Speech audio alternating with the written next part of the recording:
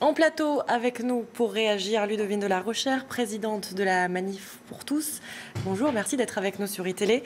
On rappelle que Christiane Taubira, c'est la ministre qui a fait adopter la loi permettant le mariage entre deux personnes de même sexe. De longs mois à combattre contre l'ancienne garde des Sceaux. C'est la fin du cauchemar, j'imagine, pour vous ? Alors, je dirais que la question n'est pas, bien sûr, Christiane Taubira a porté et est le symbole de cette loi. Malgré tout, elle a mis en œuvre ce qui correspondait à une promesse de François Hollande. Néanmoins, et aujourd'hui la question qui se pose, c'est l'avenir. L'avenir sur ce sujet majeur du mariage et de l'adoption. Mais sur la démission de Christiane Taubira, sur Christiane Taubira à proprement parler. Alors écoutez, Christiane Taubira, elle a un bilan qui est absolument désastreux quand on parle de justice, ou plutôt d'injustice pour les enfants. Donc pour ma part, je pense qu'il était grand temps qu'elle quitte le gouvernement. Et il y a aussi, parce qu'il y a la loi Taubira, mais il y a aussi la circulaire Taubira qui porte sur la question de la gestation pour autrui. À cet égard-là aussi, le bilan est désastreux. Bon. Néanmoins, tout ça était quand même aussi et fortement dépendant de M. Hollande. Donc vous voyez, tout n'est pas résolu, loin s'en faut, et d'autant plus que cette loi, elle est d'actualité et que les conséquences sont bien là, sont bien présentes, à savoir la PMA sans père et la gestation pour autrui. On comprend bien aujourd'hui que c'est un départ que vous saluez finalement ? Écoutez, c'est un départ dont on prend acte, bien entendu, mais on va voir si son successeur, d'abord fait preuve d'un peu plus de dialogue, d'ouverture, est-ce qu'il acceptera de nous recevoir, et pour un commentaire, pour un travail sur la circulaire Taubira, sur la loi Taubira. Je ne pense pas que ce soit sous le quinquennat de M. Hollande qu'on pourra revenir dessus. En revanche, la circulaire Taubira, qui facilite le recours à la gestation pour autrui, nos concitoyens vont chercher des enfants à l'étranger, eh bien la circulaire Taubira, en application des engagements pris par M. Valls en octobre 2014, cette circulaire devrait être supprimée et le plus rapidement possible. Donc vous voyez qu'il y a du travail pour le successeur de M. Taubira pour essayer d'amoindrir ce désastreux bilan pour les enfants. Je parle bien, le sujet, le cœur du sujet, ce sont les enfants que l'on peut faire aujourd'hui orphelins de père ou de mère. Vous parliez du successeur de Christiane Taubira, Jean-Jacques Urvoas. On attend la passation de pouvoir dans 15 minutes. Ce sera à suivre sur iTélé. Vous l'avez rencontré ? Quelle est votre opinion sur... Je ne l'ai pas encore rencontré.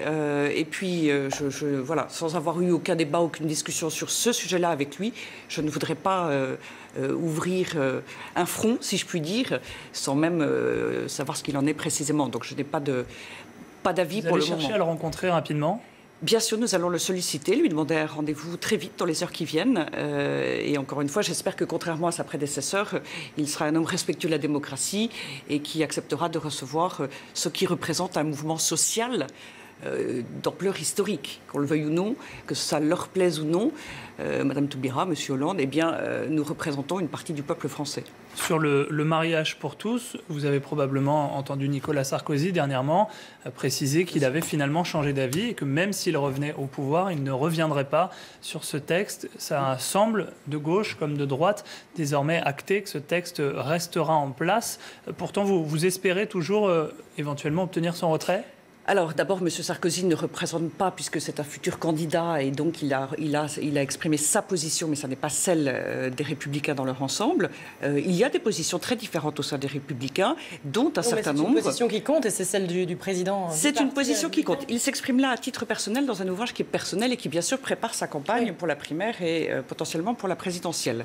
Et que je sache, il n'y a pas encore eu de convention nationale sur ce sujet-là, au sein des Républicains, alors même que Nicolas Sarkozy avait dit qu'il voulait rassembler sur une question aussi majeure que celle-ci. C'est dommage d'avoir exprimé une position qui est un revirement spectaculaire, qui discrédite la parole politique et la sienne pour commencer. Voilà, c'est désolant qu'il ait tranché sur le sujet sans avoir consulté, travaillé. Et on voit d'ailleurs le manque de travail dans cet ouvrage. Bref, il y a malgré tout d'autres hommes politiques, des Républicains, qui ont une opinion différente. Et j'ajoute que la gestation pour autrui... Vous pensez à qui ? Je pense par exemple à François Fillon, qui est en tout cas paré plutôt sur une position de réécriture de la loi Taubira. Je pense à Laurent Wauquiez, je pense à Bruno Retailleau, je pense à Xavier Bertrand, etc., si on parle des Républicains. Alors, par ailleurs, le cœur du sujet, c'est l'enfant. Est-ce qu'on pense qu'on peut qu'on peut permettre le trafic d'enfants avec la gestation pour autrui? Est-ce qu'on peut priver un enfant de père ou de mère? par la PMA sans père, par l'adoption. L'adoption, elle est dans la loi Taubira. Et donc, si on reprend les choses à zéro, si vous voulez, empêcher le trafic d'enfants, empêcher l'exploitation de femmes, empêcher la GPA, ça veut dire remettre en cause la loi Taubira. Et ça veut dire revoir, remettre l'ouvrage sur le métier et voir comment on fait avec ce sujet qui d'ailleurs est, merci à Madame Taubira d'avoir clivé toute la société française. Merci beaucoup pour votre réaction, Ludovine de la Rochère. Je rappelle que vous êtes présidente de la Manif pour tous. Merci d'être intervenue sur notre antenne.